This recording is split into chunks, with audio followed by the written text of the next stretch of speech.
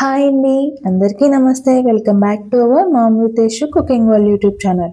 First time మన వీడియోస్ని చూసేవాళ్ళు ప్లీజ్ సబ్స్క్రైబ్ చేసుకుని ఫాలో చేయండి.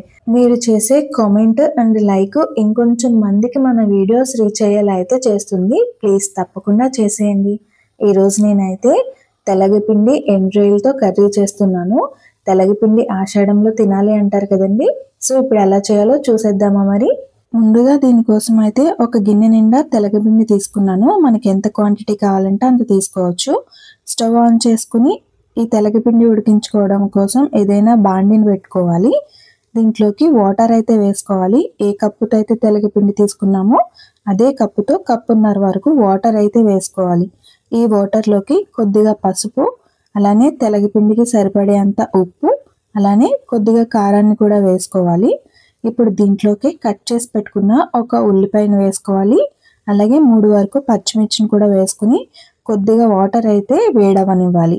ఈ లోపుగా మనం ఎండు రొయ్యల్ని తీసుకోవాలి. ఇవి మన చాయిస్ అండి. ఇష్టం ఉంటే ఎక్కువ వేసుకోవచ్చు, లేదంటే తక్కువ కూడా వేసుకోవచ్చు.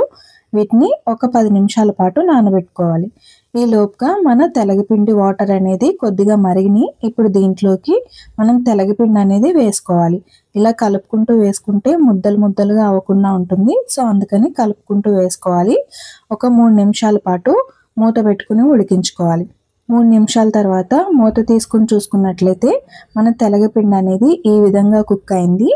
తెలగపిండి ఉడికించుకునేటప్పుడు మనం ఫ్లేమ్ని సిమ్లో ఉంచుకుని మాత్రమే ఉడికించుకోవాల్సి ఉంటుంది. 3 నుంచి 4 నిమిషాలు ఉడికించుకుంటే సరిపోతుందండి. మరీ ఎక్కువ డ్రై అయితే అయిపోకూడదు. అప్పుడు తెలగపిండికి ఉన్న టేస్ట్ అనేది పోతుంది.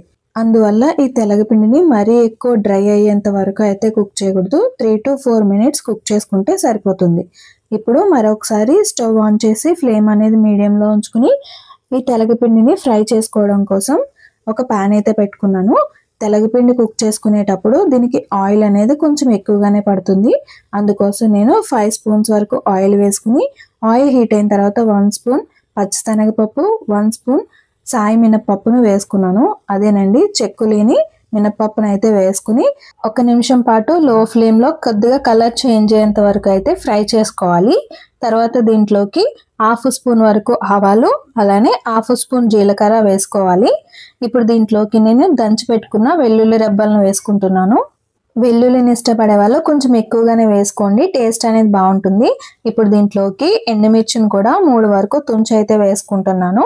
వీటిని 1 నిమిషం పాటు లో ఫ్లేమ్లో ఫ్రై చేసుకోవాలి. అలాగే కట్ చేసి పెట్టుకున్న మరొక ఆనియన్ కూడా వేసుకుంటున్నాను. ఇలా వేసుకోవడం వల్ల తెలగపిండి కర్రీ టేస్ట్ ఇంకా బాగుంటుంది. ఇప్పుడు దీంట్లోకి శుభ్రంగా వాష్ చేసి పెట్టుకున్న ఎండు రొయ్యలను కూడా వేసుకుని ఫ్రై చేసుకోవాలి. అలానే దీంట్లోకి 2 రెమ్మల కరివేపాకును కూడా వేసుకుంటున్నాను. వీటన్నింటినీ ఒక 2 నిమిషాల పాటు లో ఫ్లేమ్లో ఫ్రై చేసుకోవాలి. ఒక 2 నిమిషాలకి మనకి వీడియోలో చూపిస్తున్న విధంగా అయితే మగ్గాయి. ఇలా మగ్గించుకుంటే సరిపోతుంది. మరి ఓవర్గా అయితే కుక్ చేసుకోకూడదు. ఇప్పుడు దీంట్లోకి నేను కొద్దిగా పసుపుని వేసుకుంటున్నాను. అలానే సాల్ట్ని కూడా వేసుకుంటున్నాను. ముందు కొంచెం సాల్ట్ వేసాం తెలగపిండిలో. ఇప్పుడు పోపుకి సరిపడగా సాల్ట్ అనేది దీంట్లోకి యాడ్ చేసుకుంటున్నాం. సాల్ట్ యాడ్ చేసుకునేటప్పుడు మీరు ఒకసారి చెక్ చేసుకుని అయితే యాడ్ చేసుకోండి. అలాగే తర్వాత దీంట్లోకి ముందుగా ఉడికించి పెట్టుకున్న తెలగపిండిని కూడా వేసుకుని మొత్తం అంతా కలిసేలా అయితే బాగా కలుపుకోవాలి. తెలగపిండి అంటే ఆంధ్ర వాళ్ళకి తెలుస్తుంది, మరి వేరే స్టేట్ వాళ్ళకి తెలుస్తుందో లేదో నాకైతే తెలియదు. నువ్వుల నుంచి ఆయిల్ తీసేగా వచ్చిన వేస్ట్ అయితే ఇలా పిండిలా అయితే చేస్తారు. ఇది ఆరోగ్యానికి చాలా మంచిది, అలానే టేస్ట్ కూడా బాగుంటుంది. ఇప్పుడు దీని మీద మూత పెట్టుకుని ఒక 3 నిమిషాలు లో ఫ్లేమ్లో ఉడికించుకుంటే మన తెలగపిండి అనేది మంచిగా ఉడికిపోతుంది. ఇప్పుడు మూత తీసుకుని అంతా ఒకసారి బాగా కలిసేలా అయితే కలుపుకోవాలి. మనం ఇప్పుడే టేస్ట్ అనేది చెక్ చేసుకుని ఏదైనా సరిపోకపోతే ఇక్కడ అడ్జస్ట్ చేసుకోవచ్చు.